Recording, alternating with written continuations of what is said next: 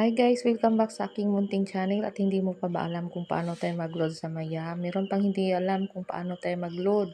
At i-open ko na ang ating Maya at ito naka-open na siya. At pindutin lang natin ang load.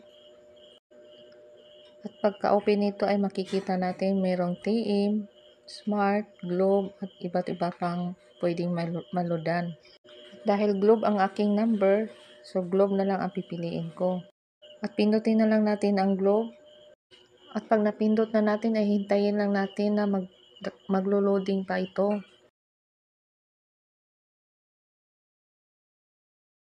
At ito na, may mapagpipilian na tayo. May 10 na regular load, 20 at 140. At depende na sa inyo kung ano ang pindutin nyo dito.